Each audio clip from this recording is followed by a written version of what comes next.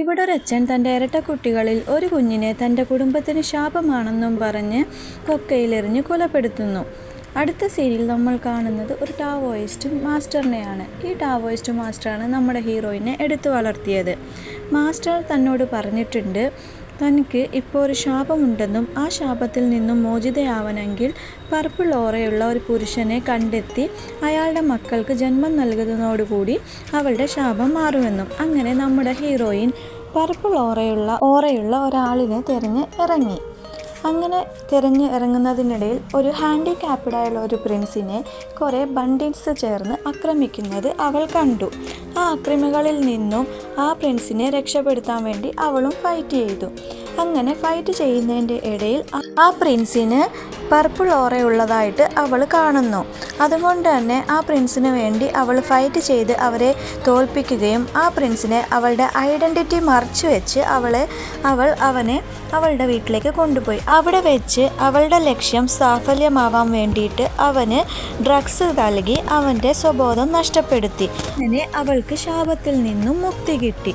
ആ ഒരു കടപ്പാടുള്ളത് കൊണ്ട് തന്നെ അവളുടെ മാജിക്കൽ പവേഴ്സ് ഉപയോഗിച്ച് അവൻ്റെ കാലുകൾ ഭേദമാക്കി കൊടുത്തു. അവന് ഇപ്പം നടക്കാൻ കഴിയുന്നു.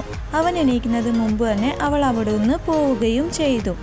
അവൻ്റെ കാലുകൾ നേരെയായ സന്തോഷത്തിനോടൊപ്പം അവനൊരു ഞെട്ടിക്കുന്ന സത്യം അറിഞ്ഞു. അവന് ഇനി ഒരിക്കലും കുഞ്ഞുങ്ങൾ ഉണ്ടാവുകയില്ല. അവൻ വെറും ഒരു പ്രിൻസ് അല്ല, ഒരു രാജ്യത്തിൻ്റെ തന്നെ രാജാവായിരുന്നു.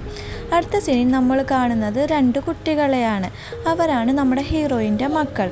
അങ്ങനെ ഇരിക്കെ മാസ്റ്റർ നമ്മുടെ ഹീറോയിനോട് പറഞ്ഞു അവർക്ക് ഒരു സേക്രഡ് ആയിട്ടുള്ള മാജിക്കൽ ബുക്ക് ഉണ്ടെന്നും ആ ബുക്ക് ഒരു കള്ളനായിട്ടുള്ള ടാവോയിസ്റ്റ് അവിടെ നിന്നും അടിച്ചു മാറ്റിക്കൊണ്ടു പോയെന്നും അവനെ കണ്ടുപിടിച്ച് അത് കൊണ്ടുവരണമെന്നും.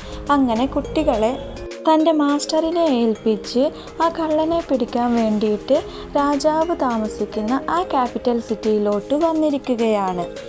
ഇപ്പുറത്ത് രാജാവാണെങ്കിൽ അവളുമായിട്ട് ഏകദേശം സാമ്യമുള്ള എല്ലാ പെണ്ണുങ്ങളെയും ചോദ്യം ചെയ്യുകയാണ്. രാജാവിനെ ബണ്ടിൽസിൽ നിന്നും രക്ഷപ്പെടുത്തുകയും ഡ്രഗ്സ് നൽകുകയും ചെയ്തത് ആരാന്ന് കണ്ടെത്താൻ വേണ്ടിയിട്ട്.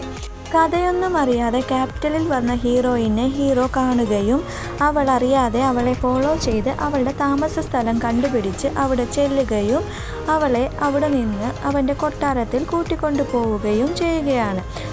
അവൻ അവിടെ ബന്ദിയാക്കിയിരുന്നു. അപ്പോഴാണ് അവൾ മനസ്സിലാക്കുന്നത് അവളെ കാണാനില്ലാഞ്ഞിട്ട് അവളുടെ 2 മക്കളും മാസ്റ്ററിനെ പറ്റിച്ച് അവളെ തിരഞ്ഞ് ക്യാപിറ്റലിലോട്ട് വന്നിട്ടുണ്ടെന്ന്. അങ്ങനെ അവളുടെ പവേഴ്സ് ഉപയോഗിച്ച് രാജകൊട്ടാരത്തിൽ നിന്നും രക്ഷപ്പെടുകയാണ്. അവൾ മക്കളെ കണ്ടുപിടിച്ച് അവരെ ഒരു ഹോട്ടലിൽ റൂം എടുത്ത് അവിടെ താമസിപ്പിച്ചു. എന്നിട്ട് രാജാവ് കണ്ടാൽ അവരെ തിരിച്ചറിഞ്ഞ് കൂടെ കൊണ്ടുപോവോ, അവളിൽ നിന്നും അവളുടെ മക്കളെ അകറ്റുമോ എന്ന് ഭയന്ന് അവൾ മക്കളോട് എങ്ങോട്ടും പോവരുതെന്ന് പറഞ്ഞ് അവരെ റൂം ലോക്ക് ചെയ്തിട്ട് ആ കള്ളനെ പിടിക്കാൻ വേണ്ടിയിട്ട് അവൾ പിന്നെയും തിരഞ്ഞു പോവുകയാണ്.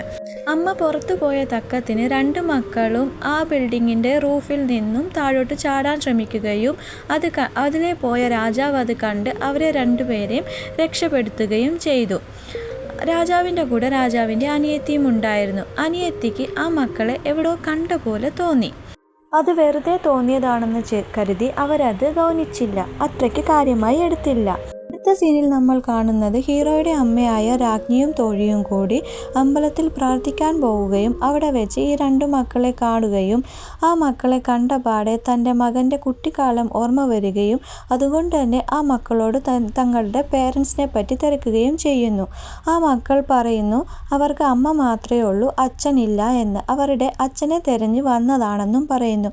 ആ മക്കൾ അവരുടെ മോനെ പോലെ തന്നെ തോന്നിച്ചത് കൊണ്ട് തന്നെ അവരുടെ മോനാണോ ഈ മക്കളുടെ അച്ഛനെന്ന സംശയത്തോടുകൂടി ഈ മക്കളെ അവർ കൊട്ടാരത്തിലേക്ക് കൊണ്ടുപോകുന്നു.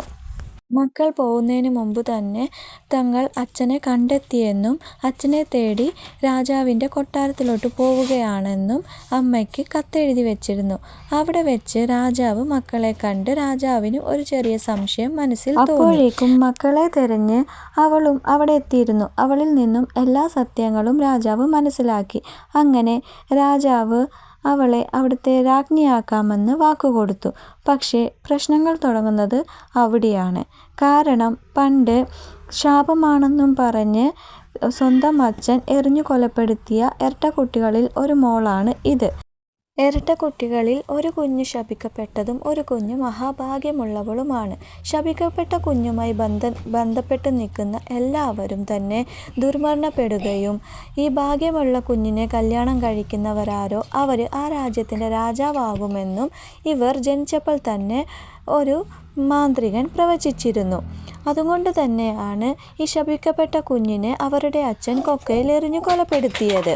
സ്വന്തം അച്ഛൻ എറിഞ്ഞു കൊലപ്പെടുത്താൻ ശ്രമിച്ച ഭാഗ്യമില്ലാത്തവളാണ് ഇവളെന്നും ഇവളെ കല്യാണം കഴിക്കുന്നവരാരോ അവർ ദുർമരണപ്പെട്ടു പോവുമെന്നും ഉള്ള കാര്യം രാജ്യം മുഴുവനും അറിഞ്ഞു. അങ്ങനെ അവരുടെ രാജാവിന് അങ്ങനൊരു ഗതി വരാതിരിക്കാൻ വേണ്ടി രാജ്യമൊത്തിലുള്ള എല്ലാവരും അതേപോലെ രാജാവിൻ്റെ അമ്മയും ഈ കല്യാണത്തിനോട് എതിർത്തു.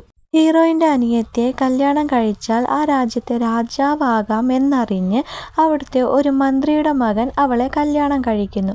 പക്ഷേ പിറ്റേന്ന് തന്നെ അവൻ മരണപ്പെട്ടു പോകുന്നു.